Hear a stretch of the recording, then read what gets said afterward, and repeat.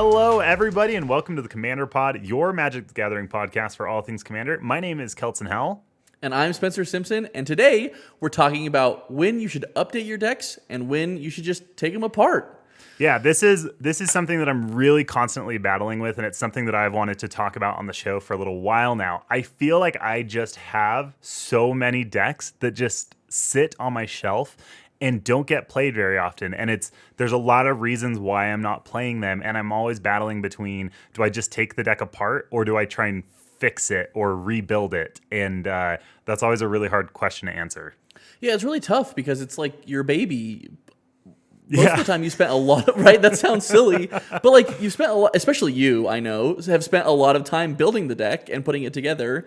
But I feel like that's pretty true. I spend way too much time building these decks. I don't know what it is about the process, but I like to add like 200 or 300 cards to the deck list and then whittle it down, and that usually takes me a few days of work. And I've set out on my desk in front of me like the 8 decks that are on the chopping block, as it were. And it is hard to look at them and be like, what do I do with you? I put so much time and energy into this, and some of them I love the deck, but for whatever reason, there's so many reasons I don't play them. Yeah, for sure. And that's typically like one of the first signs of when maybe you should take a deck apart is that you're not playing it as much. And it sucks because you spend a lot of time doing it. And for me, like I have one of the decks that I'm considering taking apart is like the first one I built, which was my Akiri Lineslinger Silas Ren Seeker Adept Partners deck. Yep. And it's just not really my playstyle anymore. It's kind of plays like I thought it was going to play more like an Artifact Matters deck, which it kind of does, but it's really just a Voltron deck with an Artifact sub-theme. With an Artifact sub-theme. Yeah, exactly. Yeah. And so, I mean, we're going to talk about some of these reasons, but I don't really enjoy playing it very much anymore. It doesn't play as well as I would like it to because I built it, in a time where maybe I wasn't as mature in my deck building. But in any case, we're going to be talking about all of these reasons of why we're potentially taking apart our decks and hopefully help you feel justified in taking a deck apart when you're not playing it, when it's just sitting around gathering dust. Yeah, and the first reason why you might decide to take a deck apart or change it is because the deck feels outdated. And I am staring down one of the decks on my desk that I love playing. I don't play it very often, though, because it feels outdated now, and that is Prosper Tomebound. So for those of you who have not had the privilege of playing against Prosper Tomebound, I'll read it. It is 2 black-red for a 1/4 Tiefling Warlock with Death Touch. And then it has 2 abilities. This is from the Dungeons & Dragons set, so they have like ability names in italics just for flavor. So the first one is Mystic Arcanum, and it's at the beginning of your end step, exile the top card of your library. Until the end of your next turn, you may play that card. And then the second ability is Pact Boon. Whenever you play a card from exile, you create a treasure token. And so unsurprisingly, treasures and playing cards from exile are 2 things that Wizards has done a ton of over the last few years since this card was printed. And so now I have all of these really amazing cards to add into the deck, but it's so hard to keep up with the constant stream of new cards that are always coming out. And Fallout, actually, that's the set that most recently released, has a really cool new mechanic. It has junk tokens, which are tokens that you can sacrifice to exile the top card of your library, and you can play it that turn, which goes so well in Prosper. So now I want to add those in, and it's so hard to keep up with that. Yeah, I mean, unsurprisingly, Prosper shot up pretty quickly in like popularity of Rakdos Commanders. It draws you cards and ramps you. It's crazy. It's so very good. And once again, it has Death Touch, which it does not need. Whenever they staple on that little extra keyword ability that they don't need, it just makes them extra good. Yeah, it's just gravy. Yeah, it's awesome. But like, okay, so this is a question I wanted to ask you about this deck. So I get that it feels outdated because there are cards that you want to put in it that have been printed since. Yep. But I seem to recall last time you played this, you mentioned to the play group, "Hey, I built this deck a little while ago. It's maybe not. Maybe it's not going to play the way I think it should, or I don't know what power level it's at." So, do you think that like contributes to maybe it being like quote unquote outdated? Yeah, it absolutely does. And I didn't realize that until I played it the last time because there had been a big gap between times that I'd played it. And I've obviously matured a lot in my deck building since I built this deck and probably since the last few times I've played it. And so when I pulled it out recently and I was like, okay, yeah, this is like a very casual deck and it's a little outdated. I'm not really sure where it's at. And then I played it and I mean, it's running all kinds of like tutors and has a couple of infinite combos in it that aren't really fit for a casual table. And this was just during a time of deck building when I had acquired a lot of new cards, a lot of good staples in red and in black, and I just wanted to put them in my decks. And so I just threw a bunch of those cards in without much consideration for what power level the deck was trying to play at and what play experience it was trying to have. Yeah, for sure. I feel like we both went through that in our deck building, and it sounds like we were talking about it the other day. It sounds like that's something that's pretty ubiquitous in the Commander community. Yeah, is you come in and you build decks, and you kind of learn about the cards that are powerful and the things that you can do in Commander, and you start acquiring those cards and start trying to slot them in your decks. Powerful things, totally. Yeah. But that's because it's so fun to do those things. You know, Yeah. like there's a reason people want them, and it's because they're good. And the reason they're good is because they help your deck do its thing more efficiently for the most part. And so they are really fun to play. But after that point, I feel like the next step of maturity is, okay, well, I can play these cards, but they're not going in all of my decks that they can go in, right? Yeah, exactly. And I think that's one thing that I have come to learn is most of the games that I'm playing, probably the majority of the games that I'm playing are at a more casual level. So I'd say like low, medium to medium power level.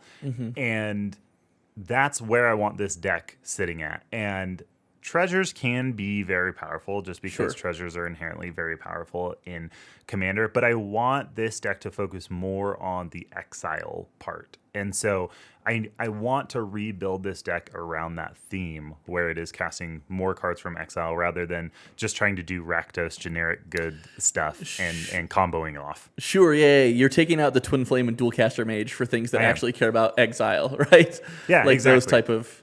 I don't need those combos. cards in the deck for the deck that it's trying to be. Yeah, absolutely. Yeah, I mean, I think that is certainly a good definition of a deck that is outdated, right? One is maybe it's old, right? Just old and you want to put new cards in it. I think that's one justification. And the second one, like you said, being I built this at a different time and I'm now a different person. We had someone in our recent play group that was playing a Gitrog monster deck. And as was playing, he was telling us, guys, I promise this is a different version of me that built this deck 5 years ago. He was looping Wasteland. And and just shredding our mana base. Yeah, it was pretty bad. It's pretty rough. But like that's the type of, I mean, that's just, again, the type of thing that happens as you grow as a Magic player and decide what you want to build. And for a while, you were talking about making Prosper a CDH deck potentially, right? And, I was. Mm-hmm. And honestly, we're gonna talk. I want to talk about Tasigur in a little bit. Is one that I ended up taking apart, quote unquote. It was one of my decks that I had, Tasigur the Golden Fang. It didn't feel outdated. It wasn't like it had a bunch of all the cards in it that I wanted to play, but it did feel too powerful for our play group, and that was the big catalyst for me for taking this one apart. And what I did is I just turned it into a CDH deck. So I'll read Tasigur really quick. Sorry, for those who don't know, Tasigur the Golden Fang is 5 and a black for a legendary creature human shaman 4/5, printed at rare from Ultimate Masters, which is my favorite set symbol. It is so clean. I love it so much. And I also love that the black borders around it is the bubbling muck, and the tokens have the black bubbling muck. Oh, it's so cool. I love it. Cool. Anyway, it has Delve, which means you can exile cards from your graveyard while casting it to pay for its cost, which is sweet because you can dodge commander attacks with it. If you have cards in your graveyard, you can just pay for the commander attacks with them as well. And then it has an ability for 2 and 2 blue-green hybrid mana, so 4 mana total. Put the top 2 cards of your library into your graveyard, then return a non-land card of an opponent's choice from your graveyard to your hand. And at first glance, this doesn't seem very cool or good. And in practice, it's pretty awesome and can be pretty oppressive because you cast Tasigur really cheaply, really quickly because you've potentially milled yourself. And then you delve away cards that you don't want to get back. right? Yeah. From casting Tasigur, and then you only get the good stuff back to your hand. So And it is this, a you said that you rebuilt this as a CEDH deck because this is a CEDH viable deck, right? There are play lines where you can get infinite mana and cast your entire deck using. yeah, absolutely. And I don't right? think it's I don't know that it's a tier 1 CDH deck, but Yeah. it's one of the available Simic commanders that does quite well in, or not Simic, Sultai commanders that does well in CEDH.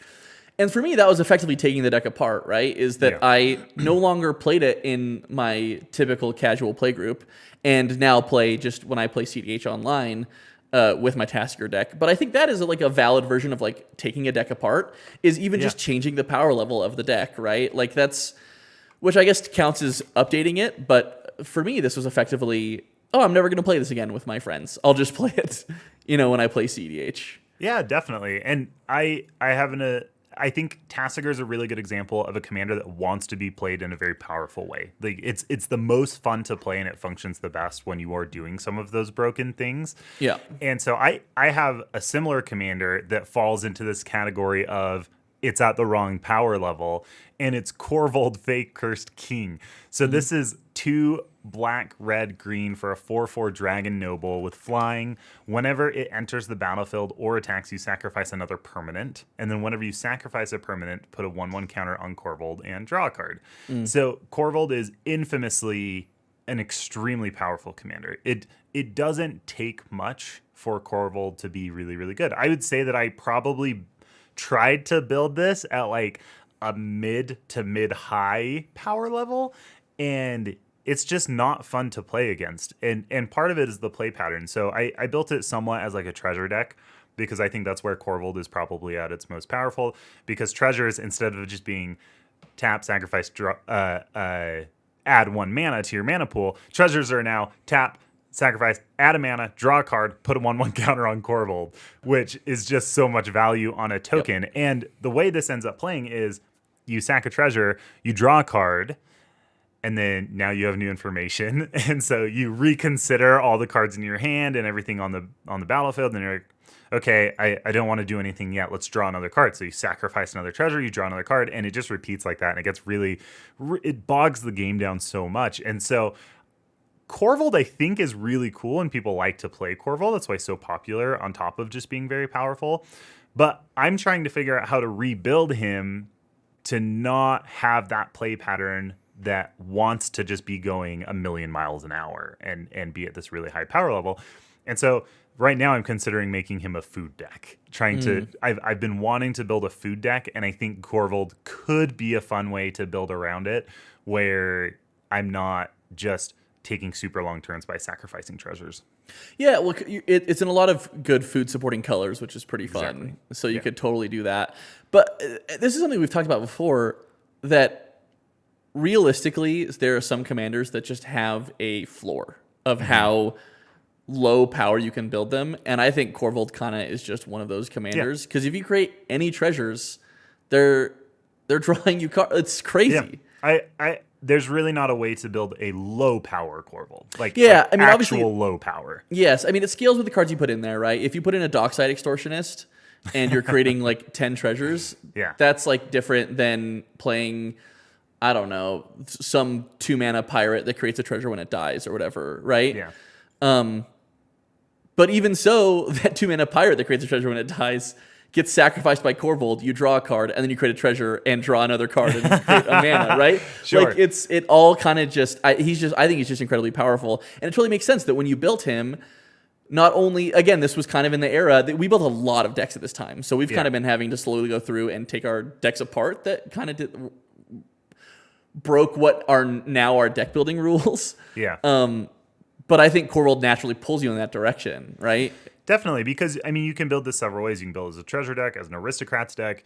You can try and build a bad Korvold, I guess. Korvold is still going to be good, and you've just built a bad non-synergistic deck. And so, like, how fun is that actually going to be to play? So I'm hoping that, like, Foods threads the line between, like, still having synergy, but not being something that makes Korvold at the top of his game. Yeah, for sure. Yeah. So one that I've done this with that is You know what? Actually, we're going to talk about this one later because I feel like it falls in a different category. Sorry. I totally was like, let's piggyback off of this, and then it changed my mind. Do you want to introduce us to that next category? Yeah, sure. Okay. So, yeah, we might as well just move on to the next category, which is the deck isn't as fun to play as you thought. And I do feel like Korvold potentially falls in that category because while it is fun to pilot and fun to play, I feel like part of the reason that you're taking it apart is that you felt like no one else was having as much fun playing because you were cracking a treasure, getting new information, and then having to think, do I crack the treasure to draw another card? And what color of mana do I tap it for? Yeah. You know, it's just like so much thinking that you have to do. So I do think it falls better in higher power tables. One that I ended up doing that with was Muldrotha the Gravetide. Now it was not as fun to play against. Same kind of reason as Korvold. It was fun to play. Like it does really cool stuff. I'll read you Muldrotha the Gravetide really quick. Yep. This is one that I have taken apart. This is one that I no longer have a deck of, and it has been. So that is one I'm going to pat myself on the back. Yeah, good job for that. I was able to do it. It took a lot because our pod appreciates you taking that deck apart. Yeah. Here's the thing. It's such a okay. I'm going to read the commander, and you can all agree with how cool it is with me. Muldrotha the Gravetide is 3 black, green, blue for a legendary creature elemental avatar at 6/6. Which was originally printed in Dominaria, which was the first set I played in, which makes it awesome. Which is really cool. It was printed at Mythic, and it says, during each of your turns, you may play a land and cast a permanent spell of each permanent type from your graveyard. So, when I built this Muldrotha deck, it kind of fell prey to the same things, the same problems that we were talking about with some of Kelton's decks, where I originally built it, and I actually really liked it. It did really well. It played a lot of the typical staples that Muldrotha plays. But then I started acquiring more and more powerful cards, and as I did that, I started including them in the deck. Yep. And as I started including those in the deck, it got more and more powerful. It got more and more hard to deal with, and it just became less fun to play against. It started relying on infinite combos to win, which I'm not against in any way. But at the power level our table was playing at the time was not the right way to be winning a game, probably. The rest of the table just wasn't prepared to interact with them in the correct way, and it probably, I mean, I'm sure they were fun to play, but it ended up for a less satisfying ending to the game based on the power level of the rest of the table. And Muldrotha is one where it makes you want to build all of your removal, ramp, card draw, all of those things into in a way that synergizes with Muldrotha, which is something that you can loop. Yes. And whenever you're looping interaction and removal, if you're at a more casual table, that feels really, really bad. Yeah, that's what I was about to say, is that it was incredibly resilient because you could do that, and there were ways to protect your own board, there were ways to interact with other people's boards, and it became a problem in that sense. And that was something you ran into with a deck that you built recently, Brago. Yeah. That you moved away from. I did. The original version of the deck had no instants and sorceries in it. It had only permanents that I could flicker with Brago, and so all of the removal was stuff that I could use every turn. So like if I had multiple creatures, like bounce creatures out, I could flicker them every turn and just bounce the entire board back to people's hands, and that wasn't fun to play against for the power level that I was building the deck. I think Tasigur is a really good example that you gave earlier about, hey, this deck isn't fun to play against at this power level, so I'm going to take it up. You know, I'm not going to take it down. I'm not going to disassemble it. I'm going to take it up and just play it at higher power level tables. That's such a great way to approach it as well. Yeah, so some other decks that might not be as fun to play as we thought. So I think there's a couple of ways this can break down. That maybe the deck has the wrong commander, and that could be wrong for you or it could be wrong for the deck. And then the other one is maybe it's the wrong theme, and maybe it's just a theme that you don't like playing, or it's the wrong theme for the commander. One deck that I'm triaging right now is Alela Artful Provocateur. So I'll read that one because that's another pretty popular commander here. That is 1 white, blue, black for a 2/3 fairy warlock with flying, death touch, lifelink. Other creatures you control with flying get +1/+0, and whenever you cast an artifact or enchantment spell, you create a 1/1 blue fairy creature token with flying. So I built this as like an artifact and enchantments deck, and I liked it. It was fine, but I've always wanted an enchantress deck that's like mostly just enchantments, and that's it. It didn't end up being as fun to play. I still like the commander, and I want to build around the commander, but I didn't really like it as an artifacts and enchantments deck. I think it leaned more heavily on artifacts, and I want to flip that around and make it just an enchantress deck. And I'm really excited about it. Yeah, what did you not like about the artifacts theme? Like, what made that theme not click with you? Yeah, so I think a lot of artifacts have a lot of utility. It doesn't mean I'm not going to play artifacts in the new version of the deck, but I think I was relying on artifacts that had a lot of utility to make these 1/1 flyers. But by the time I played the artifact, got the utility out of the artifact, had a 1/1 flyer, a lot of times after a board wipe, I had nothing left to do. And so I think this deck would be more fun to play as an enchantment deck that's playing crazy enchantments like As Foretold, or I'll go ahead and read As Foretold. Looking them up on the fly here. 2 and a blue for an enchantment at the beginning of your upkeep. Put a time counter on As Foretold. Once each turn, you may pay 0 rather than the mana cost for a spell you cast with mana value X or less, where X is the number of time counters on As Foretold.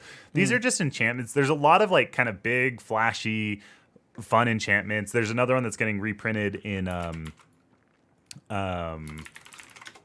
Outlaws at Thunder Junction, the commander decks. It's Mind's Dilation. So this is 5 blue enchantment. Whenever an opponent casts his or her first spell each turn, that player exiles the top card of his or her library. If it's a non-land card, you may cast it without paying its mana cost. Really fun, big, splashy enchantments that give you repeatable value. I have a hard time putting these in a lot of my other decks, and so I wanted a deck that I could just throw all of these ridiculous enchantments into. And what really put me onto this was the Enchanting Tales from Wilds of Eldraine, the bonus sheet. They printed so many fun enchantments. I wanted to put all those into a deck, and this is the deck that I want to put them into. Yeah, absolutely. Because you get, typically when you cast these enchantments in any other deck, you cast them.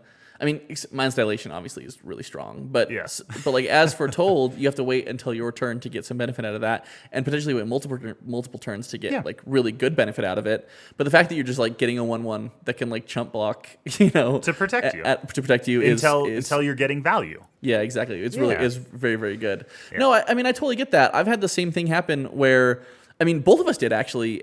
Recently, we had a $25 Commander budget night, where a bunch of our friends built commander decks for a budget of $25 or less. And in the previous ones, I had built not very good decks, and I was determined to come to this one and just put the pedal to the metal and crush everybody. And I think you were too. Because well, it's because the two that we had done previous to that, one of our friends had won both of them. Yeah. And so we decided we were going to build decks that would beat them and not allow them to win a third in a row. So we came in pretty hot. Yeah, we both came in pretty hot. We both built Izzet Storm decks. Which is very good in budget. Very, very good in budget. Very hard to interact with in budget. Fortunately, we were in the same pod, so we ended up being able to interact with each other a little bit. But I built Vadrik Astral Archmage. Archmage? What do you say? I'd say Archmage. Archmage? That's what I feel like it is. I've heard Archmage, but I disagree. Let us know in the comments.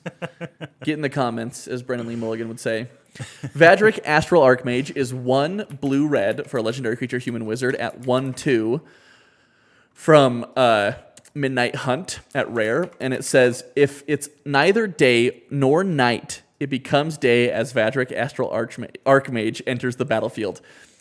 It's this day-night mechanic. We all love keeping track of day and night. Oh, gosh. It's the worst when there's one card in all 4 decks that cares about day and night, and then you have to track it for the rest of the game. Oh, yeah. Fortunately, this one's your commander. So, but it says, instant and sorcery spells you cast cost X less to cast, where X is Vadrik's power. So, off the bat, 1 less to cast. And then whenever day becomes night or night becomes day, put a +1/+1 counter on Vadrik. You care about those +1/+1 counters. For the most part, what you're trying to do is play any sort of pump spell to increase his power, and then play a bunch of spells that have 1 pip and high mana costs, and just storm off. And it took like maybe turn 5, which in a budget game is like It's so fast. It's very in fast. In a $25 budget game. by turn Yeah. 5 it could pretty consistently present a win because there were some infinite combos in there that if you got his power high enough, you could cast cards with buyback.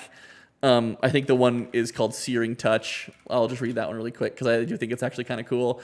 Searing Touch is an old card from Tempest. I love the Tempest icon, maybe because of Ristic It's Study cool. and Lotus Petal. Lotus Petal has it. Yeah.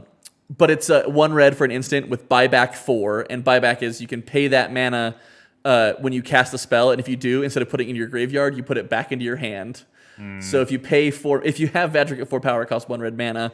Does that count towards buyback? Yeah, Oh, it's an additional crazy. cost. Yeah, it's Oh, crazy. No. And then Searing Touch deals 1 damage to target creature or player. So if you have anything out that creates mana, there are lots of things that do that when you cast an instant or sorcery. Then you just cast Searing Touch for 1 red mana and buy it back and machine gun everyone to death. Needless to say, these decks did Weren't really, very really popular. well. They did really well. And Storm is a really cool mechanic. I think what we learned from this, though, is we've not even played them since with other casual decks. And I think it's because for us, Storm isn't the right theme for us that we want to be playing. I haven't taken this deck apart yet. I haven't had the courage to because I've been debating what I should do with it. But I probably just should take it apart and try to build another. Is it Spellslinger deck or something? Can I tell you that part of the reason I don't want to take this deck apart is because it's only $25. And so I'm like, what am I? They're like, most of the cards are cheap cards I'm not going to play in any other deck. So like, You're not trying to salvage any value. yeah, Kelton, why not just leave it in the sleeves? Kills we proxy anyways. I know. If you take apart any other deck, it costs you $2 to build, probably. I know. So I don't know. It is, but this is the challenge, and this is why I wanted to talk about this topic. Is like how do you rip the Band-Aid off and just take apart a deck? Because I have not played this deck in months since that one night, and I played one game with it and I won, and I think it stormed off on turn 4 or 5, and was interacted with a lot. I think I was able to counter 4 counter spells. Yep. In order to win. It was wild. I guess I should say which deck I was playing. I was playing Malcolm Keen-Eyed Navigator. So this is 2 and a blue for a 2/2 Siren Pirate with flying. Whenever 1 or more pirates you control deal damage to your opponents, you create a treasure token for each opponent dealt damage. And then it has partners. So the partner was Breaches, Brazen Plunder. 3 in a red for a 3/3 Goblin Pirate with Menace. Whenever 1 or more pirates you control deal damage to your opponents, you exile the top card of each of those opponents' libraries. You may play those cards this turn, and you may spend mana as though it were mana of any color to cast those spells. This card doesn't matter. I never played it. Breaches never hit the battlefield because all you're trying to do with Malcolm is get out a card like let's just pick one here. Reckless Fireweaver. Reckless Fireweaver is 1 in a red for a 1/3 human artificer. Whenever an artifact enters the battlefield under your control, Reckless Fireweaver deals 1 damage to each opponent. You might be saying, why does this matter? Why does it matter? You're just getting, I don't know, when Malcolm attacks and deals combat damage to somebody, you get 1 treasure and you deal 1 damage to each opponent. Yeah. That's because this deck is trying to turn these kinds of creatures into pirates. So it plays spells that changes the creature type to a pirate, and now all of a sudden that artifact comes in and it deals a damage, creates a treasure, deals a damage, creates a treasure, deals a damage, and everyone just instantly dies. And you and you win the game. Yep. Super fun. Super fun. Yeah, honestly, this is the type of strategy that belongs in very high power tables or in CDH. Mm-hmm. Yeah, this is a CEDH viable deck. Yeah, absolutely. It's just the $25 version of it. Yeah, exactly. So we both built decks at too high of a power, but we still haven't taken these apart. And so what I want to do right now, really quickly, is I want to do a little tally. And that tally is, Kelton, how many decks have you taken apart? Okay, does that includes like rebuilding them? Or just like take them out of the sleeves and you put them in the bulk pile. We're gonna say this deck. I'm not playing this deck. Like changing the commander potentially, because that's the only way I've really taken apart decks. To be honest, is it 0? You have a lot of commander decks. It might be 0. I have so many commander decks. Probably. Actually, hold on. Let me look at my deprecate. I have a section of my Mox field that just has all of my deprecated decks. Mm-hmm. I'm worried it's 1. Nope. 2. Oh, it's 2. It's 2. I took apart Renar. Is that his name? Wait, this is before we played together, certainly. No. I just have never played the deck with you. Renar the Ever Watchful. This is the one from Kaldheim. Took it apart. Oh, it's sure. It's now Brago. Okay. And- But that no, was a pre-con. It's completely taken apart. It's completely taken apart. And then but that's the only pre-con I've ever taken apart. Yeah, true. And then the other one was Reaper King. This was also a budget deck, and it was the worst budget deck I've ever built. Reaper King is really fun though. Reaper King is 2 or a hybrid color, 2 or a, how would I describe what this is? The mana symbol has It's 10 2 mana. It's slash- 10 mana or Wooburg, basically. 10 right? mana or Wooburg or any combination Or of any combination a of color 2. and 2 colorless mana. Yeah. Yeah, so this is a 6/6 Scarecrow, and it has other Scarecrow creatures you control get +1/+1, and whenever another Scarecrow comes into play under your control, you destroy target permanent.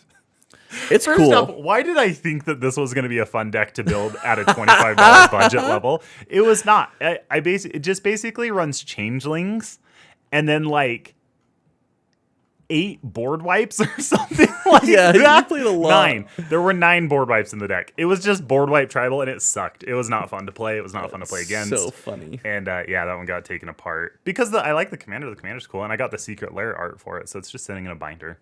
How many decks have you taken apart? Okay, a time for me to count. I think also 2, but near almost 3 now. Muldrotha and Muldrotha and Varina Lich Queen is one That's that I took true. apart. yeah. What is your almost deck? I don't know what an almost taken apart deck is. Okay, Ishin. Ishin is one Okay, I'm Ishin Two Heavens is one one that I built for that same budget night with the Reaper King, and naturally it did not play very well because we had the Reaper King So removing many everything, board wipes. and we had our friend playing Marin of Clan Neltoth, Yeah. just also destroying everything. That was a rough one. Yeah. Yeah. Okay, I'm actually going to jump us to the next Yeah, section please, go ahead. because you mentioned Marin of Clan Neltoth. Yeah. That is on my desk right now as one of the decks that I am considering taking apart. And it was one of my first decks. I have 2 decks that I think I got at the same time, and those were kind of my first commander decks that I ever spent a lot of time working on, and they were Marin and Azuri. Both of them are on the desk. And the last section is I have no idea why. In quotes. Yeah, in quotes. And I think there are some so I love Marin. I think Marin's a cool commander. I had a lot of fun building the deck. I've played the deck quite a few times, but I just don't pick it up anymore. And I think there's a couple reasons why, and one of them might be that you have multiple decks that fill the same slot. Spencer, how many Sultai decks do you have or have you had? I have built 3 Sultai decks. Okay. I've built Muldrotha the Gravetide. I've built Sidisi Brood Tyrant, and I built Tasigur the Golden Fang. And all of them are graveyard decks. All of them are graveyard decks, but they're also all different flavors of graveyard decks. How many different flavors of graveyard decks are there? I don't. Cookies and cream. Yeah, right. Exactly. No. So this is an interesting one because I have built 3 Sultai decks, and I'm probably going to build more Dimir decks because I think Dimir is awesome, and I'm probably going to build another Golgari deck because Golgari is awesome. These are decks that care about your graveyard and care about self-mill to some degree. That being said, I never felt like these decks filled the same slot for me, which is why I would have been happy probably. Okay, that Sidisi and Muldrotha maybe I can make an argument for, which is why I took Muldrotha apart to make Sidisi, to make it more casual. I think there's probably an argument for that, but Tasigur felt completely different because Sidisi and Muldrotha both care about permanence, and Tasigur can get back like some of the cool instants and sorceries that I'm casting and interaction and whatever. So I think they felt kind of like different flavors to me. There are other Sultai commanders that I want to build because I think Sultai is just so cool. But yeah, it is the best. It is objectively the best. Disagree with me if you dare. But but yeah, I don't feel like they ever filled the same slot for me. And I'm trying to think of any decks that I have that feel similar enough to each other that they fill the same slot. And I don't think I really do. I think most of the ones that I've considered taking apart, I'm taking apart for some of those other reasons. I'll tell you one theme that I cannot stay away from is Simic +1/+1 counters. And I'm always building or buying. When I say buying, I mean precons. Simic +1/+1 counter decks. I'm such a sucker for them, and that's why Azuri, which is one of my favorite decks, it was one of my first decks. I don't play it very much anymore, and it's on the chopping block as something that I either need to make a different thing, or I need to just take it apart. And I guess I should read Azuri if I'm going to mention Azuri. So Azuri is 2 green, blue for a 3/3 Phyrexian Elf Warrior. Whenever a creature with power 2 or less enters the battlefield under your control, you get an experience counter. So this cycle of commanders all cared about experience counters. At the beginning of combat on your turn, you put X 1/1 counters on another target creature you control, where X is the number of experience counters you have. So you're trying to make as many effects in your deck a 2 power or less creature as possible, so that every turn you're just playing multiple two power creatures, getting a bunch of experience counters, then moving to combat, and then putting those counters on something like Blighted Agent, which is unblockable and has Death Touch. And that's kind of how you're trying to like win the game, having some sort of like an unblockable threat or something like that. So it's a fun deck. I love playing it. I love +1/+1 counters, but I've got so many +1/+1 counter decks that I can't play all of them at the same time. Yeah, is this one, do you feel like it is maybe fills the same slot as other ones like you're saying? Or do you feel like this is one that's, I feel like this probably falls in multiple categories of also potentially being outdated, and its win condition previously was not very fun for you? It probably does, but I think my problem with having a multiple decks that fill the same slot is that they play a lot of the same cards. Like, I want to play the Ozolith in every +1/+1 counter deck. Sure. And I just end up the cards that go well in this card are the same that go in like my Merfolk +1/+1 counters deck. Even though Merfolk is playing Merfolks, and this one's just playing creatures with power 2 or less, which happens to be actually quite a few Merfolk. Sure. So they just end up playing a lot of the same staples that make them run really well and make them feel fun as a +1/+1 counter deck. And so that's kind of why they feel a little bit stale if I have multiple in the same slot. And maybe, do you feel like with your Sultai decks, you're playing a lot of the same staples in them? No, not now. I feel like probably when they first were built, I was. This is something we forgot to mention, is that like part of the reason we wanted to talk about this is we each probably have approaching 20 decks. You probably have more than 20 decks. I think I'm approaching 20 right now. Yeah, I usually am between like 15 and 20 homebrew decks that I'm working on at any given time. Yeah, and I'm probably with homebrew decks probably around 12. I only really play like 4 of them right now, pretty regularly. And it's because, and that's part of the reason why I want to talk about this, is like, well, I'm only playing 4 of these. Like, why am I not playing these other decks? Should I just take them apart?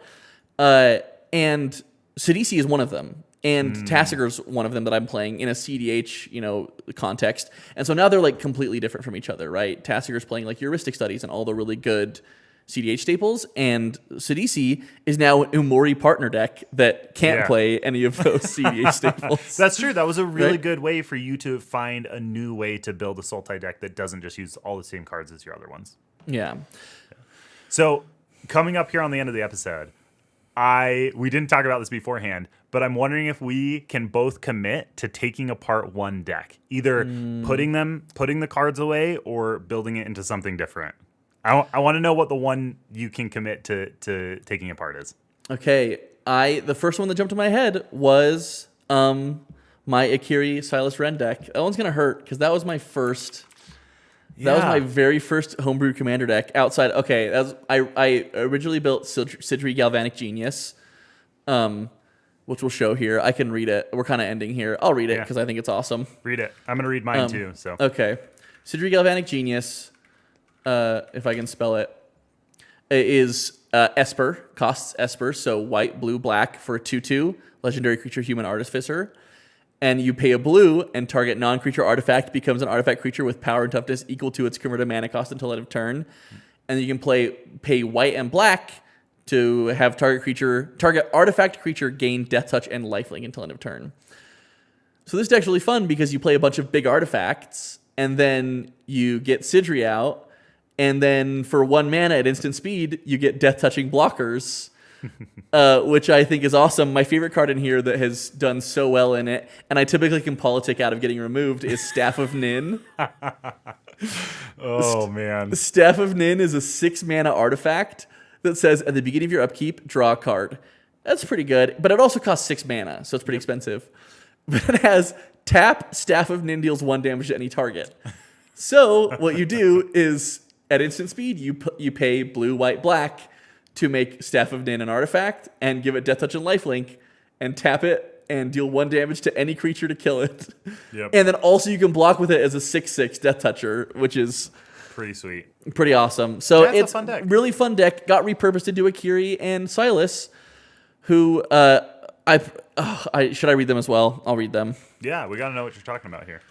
Okay, Akiri Lineslinger is costs red white for a 0/3 legendary creature core soldier ally with first strike and vigilance, and it gets +1/+0 for each artifact you control, and has partner. And then Silas Wren, Seeker Adept, is 1 blue-black for legendary artifact creature human at 2/2 with Death Touch. This says whenever Silas Wren, Seeker Adept, deals combat damage to a player, choose target artifact card in your graveyard. You may cast that card this turn. Pretty good. You never cast Silas Wren in this deck. You're playing Silas Wren to get blue and black to play with Akiri, and you just make you play a bunch of artifacts, play all the artifact lands, and equip Akiri and try to kill someone with commander damage.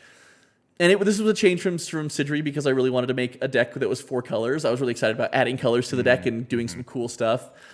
This one's going to hurt, but I think this one's the one I'm going to have to take apart. And it might just get repurposed. I'm not going to lie to you.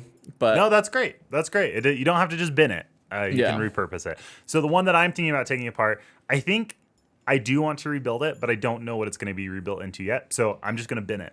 And this is Lieza, Shroud of Dusk. This is 2 white, white, black for a 5/5 angel. It has rather than pay 2 for each previous time you've cast the spell from the command zone this game, pay 2 life that many times. So instead of paying mana for command attacks, you get to pay life.